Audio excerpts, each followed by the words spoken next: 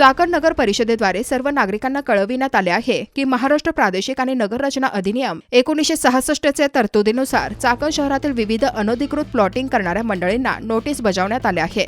परंतु तरीही काही अनधिकृत अभिन्यासधारकांना सदर नोटीसचे पालन न केल्याने संबंधित प्लॉटिंग सुरू असलेल्या ठिकाणी कारवाई करण्यात आली आहे। अनेक ठिकाणी पालिकेने रस्ते उद्ध्वस्त करण्यास सुरुवात केली आहे। तसेच सदर कारवाई ही पुढील काही दिवस चालूच राहणार असून शहरातील इतरही अनधिकृत प्लॉटिंगवर देखील कारवाई होणार आहे। तसेच यापुढेही अशी कारवाई होणार असून पुन्हा कोणीही असा अनधिकृत विकास करू नये, केवळ नगर परिषद मार्फत मंजूर भूखंडाचीच खरेदी करावी, जेणेकरून अशा अनधिकृत विकासास प्रतिबंध करणे प्रशासनास शक्य होईल, असे जाहीर आवाहन चाकण नगर परिषद मुख्याधिकारी डॉ. अंकुश जाधव यांच्यातर्फे करण्यात आले आहे।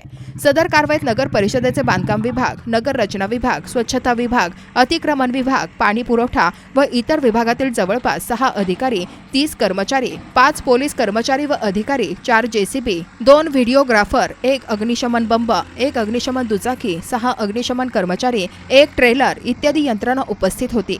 भविष्यात पुन्हा अनधिकृत बांधकाम निष्कसन कारवाई करण्यात येणार असल्याने नागरिकांनी केवळ नगर परिषद मार्फत मंजूर भूखंडाचीच खरेदी करावी, असे जाहीर आवाहन चाकण नगर परिषद मुख्याधिकारी डॉ. अंकुश जाधव यांच्यातर्फे करण्यात आले आहे। यामुळे बेकायदा प्लॉटिंग करणाऱ्या मंडळींचे धाबे दणाणले आहेत।